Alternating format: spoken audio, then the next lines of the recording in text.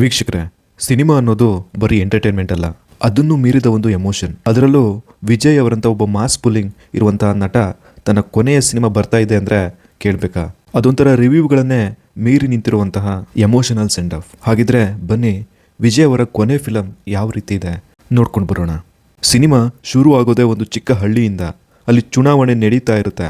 ಆದರೆ ಆಶ್ಚರ್ಯ ಏನಂದ್ರೆ ಊರಿನ ಜನ ಯಾರೂ ಕೂಡ ವೋಟ್ ಹಾಕೋಕೆ ಹೋಗ್ತಾ ಇರೋದಿಲ್ಲ. ಎಲ್ಲರೂ ಕೂಡ ಮನೇಲೇ ಕೂತಿರ್ತಾರೆ. ಅಷ್ಟರಲ್ಲಿ ಒಬ್ಬ ಪೊಲೀಸ್ ಆಫೀಸರ್ ಅಲ್ಲಿಗೆ ಬರ್ತಾನೆ. ಅವನು ಊರಿನವರನ್ನು ನೋಡಿ, ಏನಪ್ಪ ವೋಟ್ ಹಾಕೋದು ನಿಮ್ಮ ಹಕ್ಕಲ್ವಾ? ಹಾಗಿದ್ರೆ ಯಾರು ಕೂಡ ಈ ಪೋಲಿಂಗ್ ಬೂತ್ ಹತ್ರ ಹೋಗ್ತಾ ಇಲ್ಲ ಅಂತ ಕೇಳ್ತಾನೆ. ಅದಕ್ಕೆ ಊರಿನವರು ಭಯದಿಂದ ಹೇಳ್ತಾರೆ, ಇಲ್ಲಿರುವ ಗೂಂಡಾಗಳು ಯಾರಾದರೂ ವೋಟ್ ಹಾಕಕ್ಕೆ ಹೋದ್ರೆ ಒಳೆದು ಸಾಯಿಸ್ತಾರೆ, ನಂತರ ನಮ್ಮ ಜೀವನ ಪೂರ್ತಿ ಕಾಡ್ತಾರೆ. ಅದಕ್ಕೋಸ್ಕರ ನಾವು ಹೊರಗೆ ಬರೋ ಧೈರ್ಯ ಮಾಡ್ತಿಲ್ಲ ಅಂತ ಹೇಳ್ತಾರೆ. ಅವರ ಮಾತನ್ನು ಕೇಳಿದ ಪೊಲೀಸ್ ಆಫೀಸರ್ ಒಂದು ಸಣ್ಣದಾಗಿ ಒಂದು ಸ್ಮೈಲ್ ಕೊಟ್ಟು, ಭಯ ಅನ್ನೋದು ಯಾವತ್ತೂ ಸಮಸ್ಯೆಗೆ ಪರಿಹಾರ ಅಲ್ಲ. ನಿಮಗೆ ಒಬ್ಬ ಮನುಷ್ಯನ ಕತೆ ಹೇಳ್ತೀನಿ. ಅವನು ಒಬ್ಬನೇ ಅನ್ಯಾಯದ ವಿರುದ್ಧ ಹೇಗೆ ನಿಂತಿದ್ದ ಅನ್ನೋದನ್ನು ಕೇಳಿ ನಂತರ ನೀವು ಏನು ಮಾಡಬೇಕು ಅಂತ ನೀವೇ ತೀರ್ಮಾನ ಮಾಡಿ ಅಂತ ಹೇಳ್ತಾನೆ. ಅಲ್ಲಿಂದ ಶುರುವಾಗುತ್ತೆ ದಳಪತಿಯ ಕತೆ. ವೀಕ್ಷಕರಿಗೆ ಸೀನ್ ನೇರವಾಗಿ ಸೆಂಟ್ರಲ್ ಜೈಲ್ಗೆ ಶಿಫ್ಟ್ ಆಗುತ್ತೆ. ಆ ದಿನ ಕೆಲವು ಹೊಸ ಕೈದಿಗಳನ್ನು ಜೈಲಿಗೆ ಕರ್ಕೊಂಡು ಬಂದಿರ್ತಾರೆ.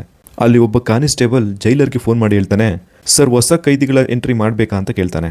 ಆಗ ಜೈಲರ್, ಹೌದು ಮಾಡಬೇಕು, ನೀನೇ ಎಲ್ಲ ಫಾರ್ಮಾಲಿಟೀಸ್ನ ಮುಗಿಸು ಅಂತ ಹೇಳಿಬಿಡ್ತಾನೆ. ಆದರೆ 2 ನಿಮಿಷದ ನಂತರ ಅವನಿಗೆ ಏನೋ ನೆನಪಾಗುತ್ತೆ. ತಕ್ಷಣ ಮತ್ತೆ ಕಾಲ್ ಬ್ಯಾಕ್ ಮಾಡಿ, ಆ ಹೊಸ ಕೈದಿಗಳಲ್ಲಿ ಯಾರಾದರೂ VIP ಇದ್ದಾರಾ ಅಂತ ಕೇಳ್ತಾನೆ. ಕಾನಿಸ್ಟೇಬಲ್ ಹೇಳ್ತಾನೆ, ಹೌದು ಸರ್, ಕಿಶೋರ್ ಅನ್ನೋ ಒಬ್ಬ ದೊಡ್ಡ ಬಿಸ್ನೆಸ್ ಮ್ಯಾನ್ ಇದ್ದಾನೆ. ಇಂದಿನ ಸರ್ಕಾರಕ್ಕೆ ಹಣದ ಸಹಾಯ ಮಾಡ್ತಿದ್ದ. ಹಾಗೆ ಸರ್ಕಾರ ಚೇಂಜ್ ಆದಮೇಲೆ ಅವನನ್ನು ಜೈಲಿಗೆ ಹಾಕಿದ್ದಾರೆ ಅಂತ ಹೇಳ್ತಾನೆ. ಇದನ್ನು ಕೇಳಿಸ್ಕೊಂಡ ಜೈಲರ್ಗೆ ತುಂಬ ಭಯ ಆಗುತ್ತೆ. ಯಾಕಂದರೆ ಕಿಶೋರ್ ಇದ್ದ ಬ್ಲಾಕಿಗೆ ಹೋದವರು ನಿಜವಾದ ಕೈದಿಗಳಲ್ಲ. ಅವರು ಕಿಶೋರ್ನನ್ನು ಕೊಲ್ಲೋಕೆ ಬಂದಿರುವ ಡೇಂಜರಸ್ ರೌಡೀಸ್ ಆಗಿರ್ತಾರೆ. ಆದರೆ ಕಾನಿಸ್ಟೇಬಲ್ ಮಾತ್ರ ಕೂಲಾಗಿ ಹೇಳ್ತಾನೆ, ಸರ್ ಟೆನ್ಷನ್ ಮಾಡ್ಕೋಬೇಡಿ, ಅವರು ತಲಪತಿ ಇರುವ ಬ್ಲಾಕಿಗೆ ಹೋಗಿದ್ದಾರೆ ಅಂತ ಹೇಳ್ತಾನೆ. ಅದನ್ನು ಕೇಳಿದ ಜೈಲರ್ಗೂ ಕೂಡ ಸ್ವಲ್ಪ ಸಮಾಧಾನ ಆಗುತ್ತೆ. ಈ ಕಡೆ ಜೈಲಿನೊಳಗೆ ಆ ಗೂಂಡಾಗಳು ಕಿಶೋರ್ನನ್ನು ಸುತ್ತುವರೆದಿರ್ತಾರೆ. ಇವತ್ತು ನಿನ್ನ ಕತೆ ಮುಗೀತು ಅಂತ ಹೊಡೆಯೋಕೆ ಮುಂದಾಗ್ತಾರೆ. ಅಷ್ಟರಲ್ಲಿ ಹಿಂದಿನಿಂದ ಒಂದು ಧ್ವನಿ ಕೇಳಿಸುತ್ತೆ. ಎಲ್ಲರೂ ತಿರುಗಿ ನೋಡ್ತಾರೆ. ಅಲ್ಲಿ ನಿಂತಿರೋದು ತಲಪತಿ.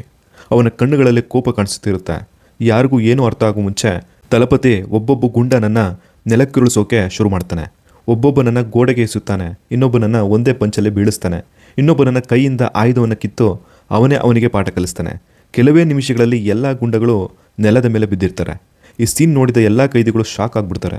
ಅಲ್ಲಿದ್ದ ಬಿಸ್ನೆಸ್ ಮ್ಯಾನ್ ಕಿಶೋರ್ ತನ್ನ ಪ್ರಾಣ ಉಳಿಸಿದ ತಲಪತಿ ಹತ್ತಿರ ಬಂದು ತುಂಬ ರೆಸ್ಪೆಕ್ಟಿಂದ, ಸರ್ ನೀವು ನನ್ನ ಜೀವ ಉಳಿಸಿದ್ದೀರಾ, ಯಾವಾಗ ನಿಮಗೆ ಸಹಾಯ ಬೇಕಾದರೂ ಕೇಳಿ, ಒಂದು ಮಾತು ಕೂಗಿದ್ರೆ ಸಾಕು, ನಾನು ಅಲ್ಲಿಗೆ ಬರ್ತೀನಿ ಅಂತ ಹೇಳ್ತಾನೆ. ತಲಪತಿ ಮಾತ್ರ ನಗುತ್ತಾ ಹೇಳ್ತಾನೆ, ಒಳ್ಳೆಯದಾಗಿ ಬದುಕು, ಅದೇ ಸಾಕು ಅಂತ ಹೇಳ್ತಾರೆ. ಅಷ್ಟರಲ್ಲಿ ಅಲ್ಲಿಗೆ ಬಂದ ಕಾನಿಸ್ಟೇಬಲ್ ಈ ಸೀನನ್ನು ನೋಡಿ ಬೆರಗಾಗಿ ಹೋಗ್ತಾನೆ.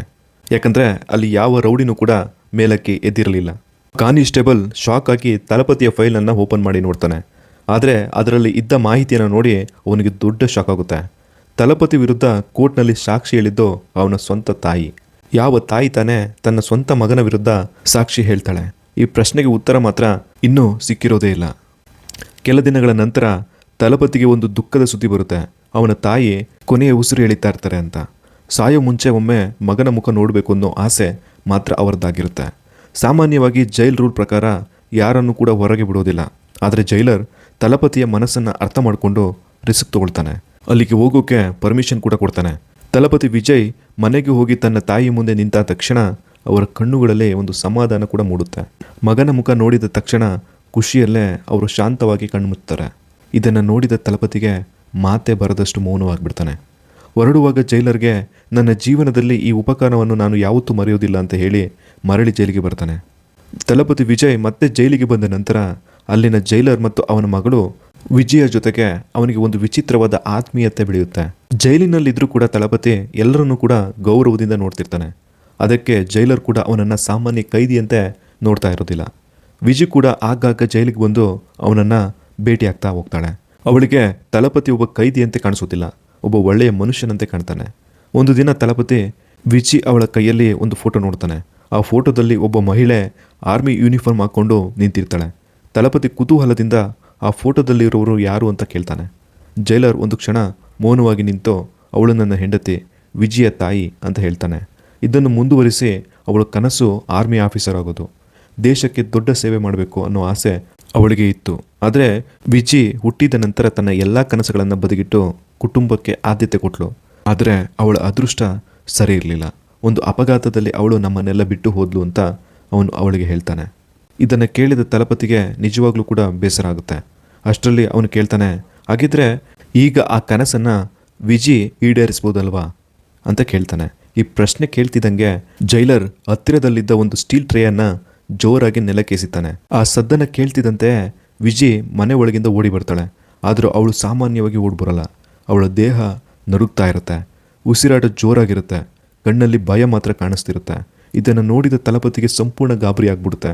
ಜೈಲರ್ ಆಗ ಆಳವಾಗಿ ಉಸಿರೆಳೆದು ಹೇಳ್ತಾನೆ, ವಿಜಯ ತನ್ನ ತಾಯಿಯ ಸಾವು ತನ್ನ ಕಣ್ಮುಂದೆ ನೋಡಿದ್ದಾಳೆ. ಆ ದಿನದಿಂದ ಅವಳಿಗೆ ಸಣ್ಣ ಸದ್ದಾದರೂ ಕೂಡ ಪ್ಯಾನಿಕ್ ಅಟ್ಯಾಕ್ ಬರುತ್ತೆ. ಭಯವಾದರೆ ಉಸಿರಾಡೋಕ್ಕೂ ಆಗೋದಿಲ್ಲ.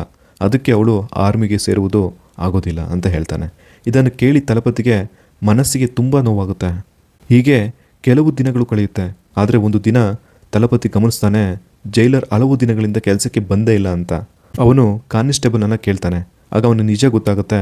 ತಲಪತಿಯನ್ನು ಅವನ ತಾಯಿಯನ್ನು ನೋಡೋಕೆ ಕಳಿಸಿದ್ದಕ್ಕಾಗಿ ಜೈಲರ್ನನ್ನು ಸಸ್ಪೆಂಡ್ ಮಾಡಲಾಗಿದೆ ಅಂತ ಗೊತ್ತಾಗುತ್ತೆ. ಯಾವ ನಿಯಮವನ್ನು ಲೆಕ್ಕಿಸದೆ ಮಾನವೀಯತೆ ತೋರಿಸಿದ್ದಕ್ಕೆ ಅವನು ಶಿಕ್ಷೆ ಅನುಭವಿಸ್ತಿದ್ದ ಅಂತ. ಆದರೆ ಸಸ್ಪೆಂಡ್ ಆಗುವ ಮುಂಚೆ ಜೈಲರ್ ಒಂದು ಕೆಲಸ ಮಾಡಿರ್ತಾನೆ.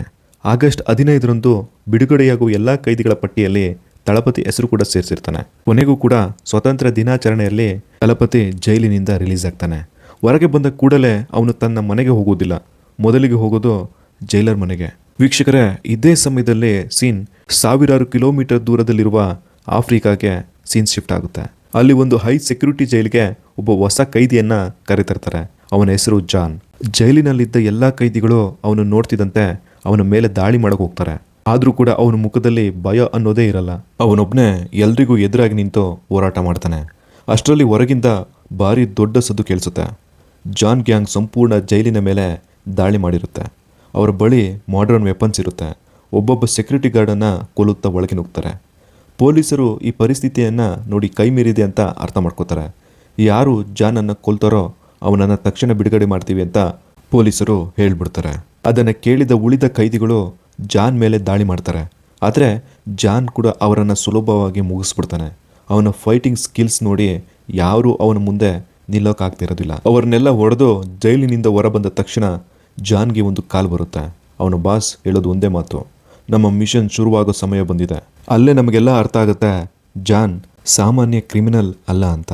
ಒಂದು ದೇಶದ ಸರ್ಕಾರವನ್ನೇ ಉರುಳಿಸೋ ಪ್ಲಾನ್ ಮಾಡಿರುವ ಅತ್ಯಂತ ಅಪಾಯಕಾರಿ ವ್ಯಕ್ತಿ. ಹಾಗೆ ಆಫ್ರಿಕಾದಲ್ಲಿ ಜಾನ್ ತನ್ನ ಮುಂದಿನ ಮಿಷನ್ಗೆ ತಯಾರಿ ಮಾಡ್ಕೊಳ್ತಿದ್ರೆ ಈ ಕಡೆ ಭಾರತದಲ್ಲಿ ತಲಪತಿಯ ಜೀವನ ಮತ್ತೊಮ್ಮೆ ಹೊಸ ತಿರುವು ಪಡೆದಿರುತ್ತೆ. ಒಂದು ದಿನ ಜೈಲರ್ಗೆ ಅರ್ಜೆಂಟಾಗಿ ಹೊರಗಡೆ ಹೋಗಬೇಕಾದ ಕೆಲಸ ಬರುತ್ತೆ. ಅವನು ಹೊರಗಡೆ ಹೋಗುವ ಮುನ್ನ ತಲಪತಿಗೆ, ನಾನು ವಾಪಸ್ ಬರುವವರೆಗೂ ವಿಜಿಯನ್ನು ಒಬ್ಬಳನ್ನೇ ಬಿಡಬೇಡ, ಅವಳಿಗೆ ನೀನು ಜೊತೆಯಾಗಿರು ಅಂತ ಹೇಳ್ತಾನೆ. ತಲಪತಿ ಕೂಡ ನಗುಮುಖದಿಂದ ಹೇಳ್ತಾನೆ, ಚಿಂತೆ ಮಾಡಬೇಡಿ ಸರ್, ವಿಜಿ ನನ್ನ ಜವಾಬ್ದಾರಿ ಅಂತ ಹೇಳ್ತಾನೆ. ಆದರೆ ಹೊರಡುವ ಮುನ್ನ ಜೈಲರ್ ಇನ್ನೊಂದು ವಿಷಯನ ತುಂಬ ಗಂಭೀರವಾಗಿ ಹೇಳ್ತಾನೆ. ಒಂದು ಮಾತು ನೆನಪಿಟ್ಟುಕೋ, ನನ್ನ ಹೆಂಡತಿಯ ರೂಮನ್ನು ಯಾವುದೇ ಕಾರಣಕ್ಕೂ ಓಪನ್ ಮಾಡಬೇಡ. ವಿಜಿ ಅಮ್ಮನ ವಸ್ತುಗಳನ್ನು ನೋಡಿದ್ರೆ ಮತ್ತೆ ಪ್ಯಾನಿಕ್ ಅಟ್ಯಾಕ್ ಆಗುತ್ತೆ. ಇದನ್ನು ಹೇಳಿದ ಜೈಲರ್ ಹೊರಡ್ತಾನೆ. ಆದರೆ ಮಧ್ಯದಲ್ಲೇ ಅವನ ಕಾರಿಗೆ ಭೀಕರ ಆಕ್ಸಿಡೆಂಟ್ ಆಗುತ್ತೆ. ಈ ಸುದ್ದಿ ತಿಳಿದ ತಕ್ಷಣ ತಲಪತಿ ಆಸ್ಪತ್ರೆಗೆ ಓಡಿ ಹೋಗ್ತಾನೆ. ಜೈಲರ್ನ ಸ್ಥಿತಿ ತುಂಬ ಗಂಭೀರವಾಗಿರುತ್ತೆ.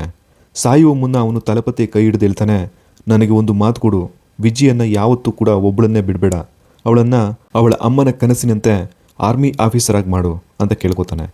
ತಲಪತಿಯ ಕಣ್ಣಲ್ಲಿ ನೀರು ತುಂಬಿಬಿಡುತ್ತೆ. ಅವನು ಯಾವುದೇ ಯೋಚನೆ ಮಾಡದೆ ಮಾತು ಕೊಡ್ತಾನೆ. ಇನ್ನು ಮುಂದೆ ವಿಜಿ ನನ್ನ ಜವಾಬ್ದಾರಿ ಅಂತ ಹೇಳ್ತಾನೆ. ಅದೇ ಕ್ಷಣದಲ್ಲಿ ಜೈಲರ್ ಕೊನೆ ಹೆಸರೆಳಿತಾನೆ. ಆ ದೃಶ್ಯವನ್ನು ನೋಡಿ ತಲಪತಿ ಸಂಪೂರ್ಣವಾಗಿ ಮೌನವಾಗಿಬಿಡ್ತಾನೆ. ಇನ್ನೊಂದು ಕಡೆ ವಿಜಿ ತನ್ನ ಅಪ್ಪನ ಮೃತದೇಹ ನೋಡಿ ಮತ್ತೆ ಭಯದಿಂದ ನಡುಗ್ತಾ ಇರ್ತಾಳೆ. ಅವಳಿಗೆ ಉಸಿರಾಡೋಕ್ಕೂ ಕಷ್ಟವಾಗ್ತಿರುತ್ತೆ. ತಲಪತಿ ಅವಳನ್ನು ಸಮಾಧಾನಪಡಿಸಿ, ಇನ್ನು ಮುಂದೆ ನಾನು ಇದ್ದೀನಿ, ನಿನಗೇನೂ ಆಗಲ್ಲ ಅಂತ ಧೈರ್ಯ ತುಂಬ್ತಾನೆ. ಅಲ್ಲಿಂದ ಹಲವು ವರ್ಷಗಳ ನಂತರ ಚಿಕ್ಕ ಹುಡುಗಿಯಾಗಿದ್ದ ವಿಜಿ ಈಗ ದೊಡ್ಡವಳಾಗಿರ್ತಾಳೆ. ಆದರೂ ಅವಳು ಇನ್ನೂ ತಲಪತಿಯನ್ನು ಅಂಕಲ್ ಅಂತಲೇ ಕರಿತಾ ಇರ್ತಾಳೆ. ತಲಪತಿ ಕೂಡ ಅವಳನ್ನು ತನ್ನ ಮಗಳಂತೆ ಬೆಳೆಸಿರ್ತಾನೆ. ಅವನಿಗೆ ಅವಳ ಸಂತೋಷವೇ ಜೀವನವಾಗಿರುತ್ತೆ. ಈಗ ವಿಜಿ ಕಾಲೇಜ್ಗೆ ಹೋಗ್ತಾ ಇರ್ತಾಳೆ. ಅಲ್ಲಿ ಕಾರ್ತಿಕ್ ಅನ್ನೋ ಹುಡುಗನ ಜೊತೆ ಪ್ರೀತಿ ಕೂಡ ಶುರುವಾಗಿರುತ್ತೆ. ಒಂದು ದಿನ ಪರೀಕ್ಷೆ ಮುಗಿಸಿ ಖುಷಿಯಲ್ಲಿ ಸ್ನೇಹಿತರ ಜೊತೆ ಸಿನಿಮಾ ನೋಡೋಕ್ಕೆ ಹೋಗ್ತಾಳೆ. ಆದರೆ ದಾರಿಯಲ್ಲಿ ಸುರೇಶ್ ಅನ್ನೋ ಪೊಲೀಸ್ ಅಧಿಕಾರಿ ಉದ್ದೇಶಪೂರ್ವಕವಾಗಿ ತನ್ನ ಬೈಕನ್ನು ವಿಜಯ ವಾಹನಕ್ಕೆ ಡಿಕ್ಕಿ ಹೊಡಿತಾನೆ.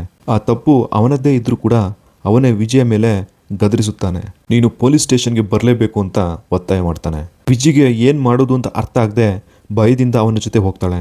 ಆ ದೃಶ್ಯವನ್ನು ವಿಜಯ ಸ್ನೇಹಿತೆ ನೋಡಿಬಿಡ್ತಾಳೆ. ಅವಳಿಗೆ ಸುರೇಶ್ನ ನಡವಳಿಕೆ ಅನುಮಾನಾಸ್ಪದವಾಗಿರುತ್ತೆ. ಅವಳು ತಕ್ಷಣ ತನ್ನ ಚಿಕ್ಕಮ್ಮ ಕಾಯಲ್ಗೆ ಫೋನ್ ಮಾಡ್ತಾಳೆ. ಕಾಯಲ್ ಒಬ್ಬ ಧೈರ್ಯಶಾಲಿ ಜರ್ನಲಿಸ್ಟ್ ಆಗಿರ್ತಾಳೆ. ಅವಳು ಕೂಡಲೇ ಪೊಲೀಸ್ ಸ್ಟೇಷನ್ಗೆ ಫೋನ್ ಮಾಡಿ ಸುರೇಶ್ ಬಂದಿದ್ದಾನಂತ ಕೇಳ್ತಾಳೆ. ಆದರೆ ಅಲ್ಲಿಂದ ಬಂದ ಉತ್ತರ ಕೇಳಿ ಅವಳು ಬೆಚ್ಚಿ ಬೀಳ್ತಾಳೆ. ಇಲ್ಲ, ಸುರೇಶ್ ಇನ್ನೂ ಸ್ಟೇಷನ್ಗೆ ಬಂದಿಲ್ಲ ಅಂತ ಹೇಳಿದಾಗ ಇಷ್ಟೇ, ಕಾಯಲ್ಗೆ ಎಲ್ಲ ಕೂಡ ಅರ್ಥ ಆಗ್ಬಿಡುತ್ತೆ. ಸುರೇಶ್ನ ಉದ್ದೇಶ ಒಳ್ಳೆಯದಲ್ಲ. ಒಂದು ಕ್ಷಣವೂ ತಡ ಮಾಡದೆ ಅವಳ ತಲಪತಿಗೆ ಫೋನ್ ಮಾಡ್ತಾಳೆ. ಈ ಸುದ್ದಿ ಕೇಳಿದ ತಲಪತಿ ಮುಖವೇ ಬದಲಾಗ್ಬಿಡುತ್ತೆ. ಅವನ ತಕ್ಷಣ ಸುರೇಶ್ಗೆ ಫೋನ್ ಮಾಡಿ ಶಾಂತವಾಗಿ ಹೇಳ್ತಾನೆ, ನಿನ್ನ ಜೊತೆ ಇರುವ ಹುಡುಗಿ ನನ್ನ ಮಗಳು. ಅವಳಿಗೆ ಏನಾದರೂ ಮಾಡುವ ಮುನ್ನ ನನ್ನ ಬಗ್ಗೆ ಚೆನ್ನಾಗಿ ವಿಚಾರಣೆ ಮಾಡು. ತಲಪತಿ ಧ್ವನಿಯಲ್ಲಿದ್ದ ಗಂಭೀರತೆಯನ್ನು ಕೇಳಿದ ಸುರೇಶ್ ಸ್ವಲ್ಪ ಗಾಬರಿ ಆಗ್ತಾನೆ. ಅವನು ತಕ್ಷಣ ತನ್ನ ಸ್ಟೇಷನ್ ಆಫೀಸರ್ಸ್ಗೆ ತಲಪತಿ ಯಾರು ಅಂತ ಕೇಳ್ತಾನೆ. ಅದಕ್ಕೆ ಅವರು ಹೇಳುವ ಕತೆ ಕೇಳಿ ಸುರೇಶ್ ತುಂಬ ಶಾಕ್ ಆಗ್ಬಿಡ್ತಾನೆ. ಕೆಲ ವರ್ಷಗಳ ಹಿಂದೆ ಒಬ್ಬ IPS ಆಫೀಸರ್ ಇಡೀ ರಾಜ್ಯದ ದೊಡ್ಡ ದೊಡ್ಡ ಗ್ಯಾಂಗ್ಸ್ಟರ್ಗಳನ್ನೇ ನಡುಗಿಸಿದ್ದ. ಅವನ ಹೆಸರೇ ತಲಪತಿ. ಅವನ ಜೊತೆ ವೈಷಮ್ಯ ಮಾಡಿಕೊಂಡವರು ಬದುಕಿ ಉಳಿದ ಉದಾಹರಣೆನೇ ತುಂಬ ಕಡಿಮೆ ಇರುತ್ತೆ. ಇದನ್ನು ಕೇಳುತ್ತಿದ್ದಂತೆ ಸುರೇಶ್ ಕೂಡ ನಡುಗಿ ಹೋಗ್ತಾನೆ. ತಕ್ಷಣ ತಲಪತಿಗೆ ಮತ್ತೆ ಫೋನ್ ಮಾಡಿ ಹೇಳ್ತಾನೆ, ಸರ್ ನನ್ನಿಂದ ತಪ್ಪಾಗಿದೆ, ಕ್ಷಮಿಸಿ ಅಂತ ಬೇಡಿಕೊಳ್ತಾನೆ. ತಲಪತಿ ಕೋಪದಲ್ಲಿ ಹೇಳ್ತಾನೆ, ವಿಜಿ ಸಿನಿಮಾ ನೋಡೋಕ್ಕೆ ಹೊರಟಿದ್ದಾಳೆ ಅಲ್ವಾ, ಮೊದಲು ಅವಳನ್ನು ಸಿನಿಮಾಗೆ ಕಳಿಸು, ನಂತರ ಸುರಕ್ಷಿತವಾಗಿ ಮನೆಗೆ ಕರ್ಕೊಂಡು ಬಾ ಅಂತ ಹೇಳ್ತಾನೆ. ಸುರೇಶ್ ಕೂಡ ಹಾಗೆ ಮಾಡ್ತಾನೆ. ವಿಜಯನನ್ನು ಸುರಕ್ಷಿತವಾಗಿ ಮನೆಗೆ ತಂದು ಬಿಡ್ತಾನೆ. ಮನೆಗೆ ಬಂದ ಮೇಲೆ ತಲಪತಿ ಅವನ ಕಣ್ಣಲ್ಲಿ ಕಣ್ಣಿಟ್ಟು ಹೇಳ್ತಾನೆ, ಇದು ನಿನ್ನ ಮೊದಲ ತಪ್ಪು, ಅದಕ್ಕೆ ಬಿಡ್ತಿದ್ದೀನಿ. ಇನ್ನೊಮ್ಮೆ ನನ್ನ ಮಗಳ ಕಡೆ ಕಣ್ಣೆತ್ತು ನೋಡಿದ್ರೂ ಕೂಡ ಏನಾಗುತ್ತೆ ಅಂತ ನೀನು ಊಹಿಸ್ಕೊಳ್ಳೋಕ್ಕೂ ಆಗೋದಿಲ್ಲ ಅಂತ ಹೇಳ್ತಾನೆ. ಈ ಮಾತನ್ನು ಕೇಳಿದ ಸುರೇಶ್ ಮಾತೇ ಆಡದೆ ಅಲ್ಲಿಂದ ಹೊರಟು ಹೋಗ್ತಾನೆ. ಇದೇ ವೇಳೆ ಸಾವಿರಾರು ಕಿಲೋಮೀಟರ್ ದೂರದಿಂದ ಭಾರತದತ್ತ ಒಂದು ಭಯಾನಕ ಅಪಾಯ ನಿಧಾನವಾಗಿ ಹತ್ರ ಬರ್ತಾ ಇರುತ್ತೆ. ಮೇಲ್ನೋಟಕ್ಕೆ ಅದು ಸಾಮಾನ್ಯ ಸರಕು ಸಾಗಣೆ ಹಡಗಿನಂತೆ ಕಾಣುತ್ತೆ. ಆದರೆ ಅದರೊಳಗಿದ್ದದ್ದು ಸಾಮಾನ್ಯ ಸರಕುಗಳಲ್ಲ, ಅತ್ಯಾಧುನಿಕ ಶಸ್ತ್ರಾಸ್ತ್ರಗಳು. ಈ ಎಲ್ಲ ಶಸ್ತ್ರಾಸ್ತ್ರಗಳನ್ನು ಪಾಕಿಸ್ತಾನದಿಂದ ರಹಸ್ಯವಾಗಿ ತಮಿಳುನಾಡಿಗೆ ತರುವ ಪ್ಲ್ಯಾನ್ ಆಗಿರುತ್ತೆ. ಆದರೆ ಈ ಮಾಹಿತಿ ಭಾರತೀಯ ನೇವಿಗೆ ಸಿಕ್ಕಿಬಿಡುತ್ತೆ. ತಕ್ಷಣ ನೇವಿಯ ಯುದ್ಧ ನೌಕೆಗಳು ಆ ಹಡಗನ್ನು 4 ಕಡೆಯಿಂದ ಸುತ್ತುವರಿಯುತ್ತೆ. ನೇವಿ ಅಧಿಕಾರಿಗಳು ನೀವೆಲ್ಲ ಶರಣಾಗಿ, ಇಲ್ಲಾಂದರೆ ಫೈರ್ ಮಾಡ್ತೀವಿ ಅಂತ ಎಚ್ಚರಿಕೆ ಕೊಡ್ತಾರೆ. ಆದರೆ ಆ ಹಡಗಿನೊಳಗಿದ್ದಿದ್ದು ಸಾಮಾನ್ಯ ಕ್ರಿಮಿನಲ್ಸ್ ಅಲ್ಲ, ಜಾನ್ ಮತ್ತು ಅವನ ತಂಡ. ಅವನು ಮೊದಲೇ ಪ್ರೀ ಪ್ಲ್ಯಾನ್ ಮಾಡಿಕೊಂಡೇ ಬಂದಿರ್ತಾನೆ. ಕೆಲವೇ ಸೆಕೆಂಡುಗಳಲ್ಲಿ ಅವನ ಹೈಲಿ ಅಡ್ವಾನ್ಸ್ಡ್ ವೆಪನ್ಗಳಿಂದ ನೇವಿ ಮೇಲೆ ದಾಳಿ ಮಾಡ್ತಾನೆ. ಇದು ಸಾಮಾನ್ಯ ಗನ್ ಫೈಟ್ ಆಗಿರಲ್ಲ. ಅವರು ಬಳಸುತ್ತಿದ್ದ ಟೆಕ್ನಾಲಜಿ ಭಾರತೀಯ ನೇವಿಯು ಕೂಡ ಮೊದಲ ಬಾರಿಗೆ ನೋಡ್ತಾ ಇರುತ್ತೆ. ಕೆಲವೇ ನಿಮಿಷಗಳಲ್ಲಿ ಅನೇಕ ನೇವಿ ಅಧಿಕಾರಿಗಳು ಕೂಡ ಪ್ರಾಣ ಕಳ್ಕೋತಾರೆ. ಜಾನ್ ಯಾವುದೇ ಆತರವಿಲ್ಲದೆ ತನ್ನ ತಂಡದ ಜೊತೆ ಭಾರತಕ್ಕೆ ಬರ್ತಾನೆ. ಮರುದಿನ ಈ ಘಟನೆ ಇಡೀ ದೇಶದಲ್ಲಿ ದೊಡ್ಡ ಸುದ್ದಿ ಆಗ್ಬಿಡುತ್ತೆ. ನೇವಿ ಮೇಲೆ ಯಾರು ದಾಳಿ ಮಾಡಿದ್ರು, ಅವರು ಭಾರತಕ್ಕೆ ಯಾಕೆ ಬಂದಿದ್ದಾರೆ ಎಂಬ ಪ್ರಶ್ನೆಗಳು ಎಲ್ಲ ಕಡೆ ಕೇಳಿಬರಲು ಶುರುವಾಗುತ್ತೆ. CM ಕೂಡ ಹೈ ಲೆವೆಲ್ ಇನ್ವೆಸ್ಟಿಗೇಷನ್ ಮಾಡೋಕ್ಕೆ ಆದೇಶ ಕೊಡ್ತಾನೆ. ಇದೇ ವೇಳೆ ವಿರೋಧ ಪಕ್ಷದ ನಾಯಕ ರಾಜಸ್ವಾಮಿ ಗುಟ್ಟಾಗಿ ಜಾನನ್ನು ಭೇಟಿ ಮಾಡ್ತಾನೆ. ಅವನು ಕೇಳ್ತಾನೆ, ನಿನ್ನ ಮುಂದಿನ ಪ್ಲ್ಯಾನ್ ಏನು ಅಂತ. ಜಾನ್ ಒಂದು ಸಣ್ಣ ಸ್ಮೈಲ್ ಮಾಡಿ ಹೇಳ್ತಾನೆ, ನನಗೆ ಭಾರತವನ್ನು ಬಂದೂಕಿನಿಂದ ಗೆಲ್ಲಬೇಕು ಅಂತ ಆಸೆ ಇಲ್ಲ, ಭಾರತೀಯರ ವಿರುದ್ಧ ನಿಲ್ಲಿಸಬೇಕು ಅಂತ. ಈ ದೇಶದ ಜನರಿಗೆ ಡೆಮೋಕ್ರಸಿ ಅರ್ಥವಾಗಲ್ಲ, ಅವರಿಗೆ ಡಿಕ್ಟೇಟರ್ಶಿಪ್ ಬೇಕು. ಈ ಮಾತನ್ನು ಕೇಳಿದ ರಾಜಸ್ವಾಮಿ ಮುಖದಲ್ಲಿ ಒಂದು ವಿಚಿತ್ರ ನಗು ಮೂಡಿಬರುತ್ತೆ. ಅವನಿಗೆ ಜಾನ್ ನಿಜವಾದ ಉದ್ದೇಶ ಎಷ್ಟು ಭಯಾನಕವಾಗಿದೆ ಅಂತ ಅರ್ಥ ಆಗುತ್ತೆ. ಈ ಕಡೆ ತಲಪತಿ ಮಾತ್ರ ತನ್ನ ಮಾತನ್ನು ಉಳಿಸಿಕೊಳ್ಳೋಕ್ಕೆ ಪ್ರಯತ್ನ ಮಾಡ್ತಿರ್ತಾನೆ. ಜೈಲರ್ಗೆ ಕೊಟ್ಟ ಮಾತಿನಂತೆ ವಿಜಿಯನ್ನು ಆರ್ಮಿ ಆಫೀಸರ್ ಮಾಡಬೇಕು ಅನ್ನೋದೇ ಅವನ ದೊಡ್ಡ ಗುರಿಯಾಗಿರುತ್ತೆ. ಅವನು ಆರ್ಮಿ ರಿಕ್ವೈರ್ಮೆಂಟ್ ಫಾರ್ಮ್ ತಂದು ವಿಜಿ ಮುಂದೆ ಇಡ್ತಾನೆ. ಆದರೆ ವಿಜಿ ಅದನ್ನು ನೋಡಿದ ತಕ್ಷಣ ಹಿಂದೆ ಸರಿದು ಬಿಡ್ತಾಳೆ. ಅಂಕಲ್, ನನಗಾಗಲ್ಲ, ನನಗೆ ತುಂಬ ಭಯ ಅಂತ ಅವಳ ಕೈ ನಡುಗ್ತಾ ಇರುತ್ತೆ. ತಲಪತಿ ಎಷ್ಟೇ ಸಮಾಧಾನ ಮಾಡಿದ್ರೂ ಕೂಡ ವಿಜಿ ಫಾರ್ಮ್ಗೆ ಸೈನ್ ಮಾಡೋದಕ್ಕೂ ರೆಡಿಯಾಗಿರೋದಿಲ್ಲ.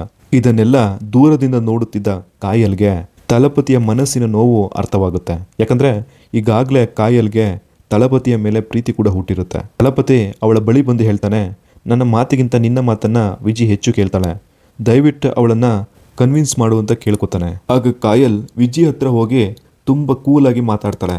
ನೋಡು ವಿಜಿ, ಈಗಲೇ ನೀನು ಆರ್ಮಿ ಆಫೀಸರ್ ಆಗುವಂತ ಯಾರೂ ಹೇಳ್ತಿಲ್ಲ. ಮೊದಲು ಫಾರ್ಮ್ ಫಿಲ್ ಮಾಡು, ನಂತರ ಟ್ರೈನಿಂಗ್ಗೆ ಹೋಗು. ಇಷ್ಟ ಆಗಲಿಲ್ಲ ಅಂದರೆ ಬಿಟ್ಬಿಡು, ಕನಿಷ್ಠ ನಿನ್ನ ಅಂಕಲ್ಗಾದರೂ ನೆಮ್ಮದಿ ಸಿಗುತ್ತೆ ಅಂತ ಹೇಳ್ತಾಳೆ. ಆ ಕಾಯಲ್ನ ಮಾತು ವಿಜಯ ಮನಸ್ಸಿಗೆ ತಟ್ಟುತ್ತೆ. ಸ್ವಲ್ಪ ಯೋಚನೆ ಮಾಡಿ ಕೊನೆಗೂ ಅವಳು ಫಾರ್ಮ್ಗೆ ಸೈನ್ ಮಾಡ್ತಾಳೆ. ಅದನ್ನು ನೋಡಿದ ತಲಪತಿ ಮುಖದಲ್ಲಿ ಹಲವು ವರ್ಷಗಳ ನಂತರ ನಿಜವಾದ ನಗು ಮೂಡುತ್ತೆ. ಆದರೆ ಆ ಸಂತೋಷ ಹೆಚ್ಚು ಸಮಯ ಉಳಿಯೋದಿಲ್ಲ. ಒಂದು ದಿನ ವಿಜಿ ಶಾಪಿಂಗ್ ಮಾಲ್ನಲ್ಲಿ ಹೋಗ್ತಿರುವಾಗ ಅವಳ ಕಣ್ಣಿಗೆ ಒಂದು ಕೆಂಪು ಬಣ್ಣದ ಟೆಡ್ಡಿ ಬಿಯರ್ ಕಾಣುತ್ತೆ. ಅವಳು ಅದನ್ನು ನೋಡಿದ ತಕ್ಷಣ ಅವಳ ಮುಖ ಶಾಕ್ ಆಗ್ಬಿಡುತ್ತೆ. ದೇಹ ನಡುಗೋಕ್ಕೆ ಶುರುವಾಗುತ್ತೆ. ಉಸಿರಾಡೋಕ್ಕೂ ಆಗ್ತಾ ಇರೋದಿಲ್ಲ. ಮುಂದಿನ ಕ್ಷಣದಲ್ಲಿ ಅವಳು ನೆಲಕ್ಕೆ ಕುಸಿದು ಪ್ಯಾನಿಕ್ ಅಟ್ಯಾಕಿಗೆ ಒಳಗಾಗ್ತಾಳೆ. ತಳಪತಿ ತಕ್ಷಣ ಓಡಿ ಬಂದು ಅವಳನ್ನು ಸಮಾಧಾನ ಮಾಡ್ತಾನೆ. ಆದರೆ ಅವನ ಮನಸ್ಸಿನಲ್ಲಿ ಒಂದೇ ಒಂದು ಪ್ರಶ್ನೆ ಮೂಡುತ್ತೆ. ಒಂದು ಟೆಡ್ಡಿ ಬೇರ್ ನೋಡೋದಕ್ಕೆ ವಿಜಯ ಯಾಕೆ ಇಷ್ಟು ಎದುರುಕೊಂಡ್ಲು ಅಂತ. ಈ ಪ್ರಶ್ನೆಗೆ ಉತ್ತರ ಹುಡುಕೋದೇ ಈಗ ತಳಪತಿಯ ಮುಂದಿನ ಗುರಿಯಾಗಿರುತ್ತೆ. ಇನ್ನೊಂದು ಕಡೆ ಸಮುದ್ರದಲ್ಲಿ ಜಾನ್ ಕೊಂದಿದ್ದ ಭಾರತೀಯ ನೇವಿ ಅಧಿಕಾರಿಗಳ ಮೃತದೇಹಗಳು ದಡಕ್ಕೆ ತೇಲಿ ಬರ್ತವೆ. ಈ ಘಟನೆ ಇಡೀ ದೇಶವನ್ನೇ ಬೆಚ್ಚಿ ಬೀಳಿಸುತ್ತೆ. ತಕ್ಷಣ ಈ ಕೇಸನ್ನು NIA ಅಧಿಕಾರಿಗಳು ತಮ್ಮ ಕೈಗೆತ್ತಿಕೊಳ್ತಾರೆ. ಅವರು ಪ್ರತಿಯೊಂದು ಸಾಕ್ಷ್ಯವನ್ನು ತುಂಬ ಜಾಗೃತೆಯಿಂದ ಪರಿಶೀಲನೆ ಮಾಡ್ತಾರೆ. ಅಷ್ಟರಲ್ಲಿ ಒಬ್ಬ ಮೃತ ನೇವಿ ಅಧಿಕಾರಿ ಕೈಯಲ್ಲಿ ಒಂದು ವಿಚಿತ್ರವಾದ ಚಿಕ್ಕ ಸಾಧನ ಸಿಗುತ್ತೆ. ಮೊದಲ ನೋಟಕ್ಕೆ ಅದು ಸಾಮಾನ್ಯ ಎಲೆಕ್ಟ್ರಾನಿಕ್ ಪಾರ್ಟ್ ಥರ ಕಾಣುತ್ತೆ. ಆದರೆ NIA ಅಧಿಕಾರಿಗಳಿಗೆ ಅದರ ಬಗ್ಗೆ ಅನುಮಾನ ಬರುತ್ತೆ. ಅದಕ್ಕಾಗಿ ಅವರು ಆ ಸಾಧನವನ್ನು ದೇಶದ ಖ್ಯಾತ ವಿಜ್ಞಾನಿ ಕರೀಂ ಅವರ ಬಳಿ ಕಳಿಸ್ತಾರೆ. ಕರೀಂ ಅದನ್ನು ತುಂಬ ಸೂಕ್ಷ್ಮವಾಗಿ ಚೆಕ್ ಮಾಡ್ತಾರೆ. ಸ್ವಲ್ಪ ಸಮಯದ ನಂತರ ಅವನ ಮುಖವೇ ಗಂಭೀರವಾಗಿಬಿಡುತ್ತೆ. ಅವನು ಅಧಿಕಾರಿಗಳ ಕಡೆ ತಿರುಗಿ ಹೇಳ್ತಾನೆ, ಇದು ಸಾಮಾನ್ಯ ಸಾಧನ ಅಲ್ಲ, ಇದು ರಿಮೋಟ್ ಕಂಟ್ರೋಲ್ ವೆಪನ್ ಸಿಸ್ಟಮ್ನ ಒಂದು ಭಾಗ ಅಂತ ಹೇಳ್ತಾನೆ. ಅಂದರೆ ಜಾನ್ ಸಾಮಾನ್ಯ ಗನ್ಗಳಿಂದ ದಾಳಿ ಮಾಡಿರಲ್ಲ, ರಿಮೋಟ್ ಕಂಟ್ರೋಲ್ ಟೆಕ್ನಾಲಜಿ ಬಳಸಿ ಯುದ್ಧ ಮಾಡಿರ್ತಾನೆ. ಕರೀಂ ಹೇಳ್ತಾನೆ, ಇದೇ ಟೆಕ್ನಾಲಜಿ ಬಳಸಿ ಕೆಲವು ವರ್ಷಗಳ ಹಿಂದೆ ಆಫ್ರಿಕಾದಲ್ಲಿ ಸರ್ಕಾರವನ್ನೇ ಉರುಳಿಸಿದ್ರು. ಆ ಆಪರೇಷನ್ನ ಹಿಂದೆ ಇದ್ದ ವ್ಯಕ್ತಿ ಹೆಸರು ಜಾನ್. ಇದನ್ನು ಕೇಳಿದ NIA ಅಧಿಕಾರಿಗಳಿಗೆ ಪ್ರಕರಣದ ಗಂಭೀರತೆ ಅರ್ಥ ಆಗುತ್ತೆ. ಕರೀಂ ತನ್ನ ಬಳಿ ಇದ್ದ ಎಲ್ಲ ಮಾಹಿತಿಯನ್ನು ಒಂದು ಕಾನ್ಫಿಡೆನ್ಷಿಯಲ್ ಫೈಲ್ಗೆ ಸೇರಿಸ್ತಾನೆ. ಆ ಫೈಲ್ನಲ್ಲಿ ಜಾನ್ ಯಾರು, ಅವನ ನೆಟ್ವರ್ಕ್ ಏನು, ಅವನ ಹಿಂದೆ ಯಾವ ಯಾವ ದೇಶಗಳು ಸಪೋರ್ಟ್ಗಿವೆ, ಎಲ್ಲ ಮಾಹಿತಿ ಕೂಡ ಇರುತ್ತೆ. ಇವನು ಯೋಚನೆ ಮಾಡ್ತಾನೆ, ಈ ಫೈಲ್ ಎಷ್ಟು ಬೇಗ ಚೀಫ್ ಮಿನಿಸ್ಟರ್ಗೆ ಸಿಗುತ್ತದೋ ಅಷ್ಟು ಬೇಗ ಒಳ್ಳೆಯದು ಅಂತ. ಆದರೆ ಜಾನ್ನ ನೆಟ್ವರ್ಕ್ ತುಂಬ ಬಲವಾಗಿರುತ್ತೆ. ಕರೀಂ ಈ ಮಾಹಿತಿ ಸಂಗ್ರಹಿಸುತ್ತಿದ್ದಾನೆ ಅನ್ನೋ ವಿಷಯ ಕೂಡ ಜಾನ್ಗೆ ಗೊತ್ತಾಗ್ಬಿಡುತ್ತೆ.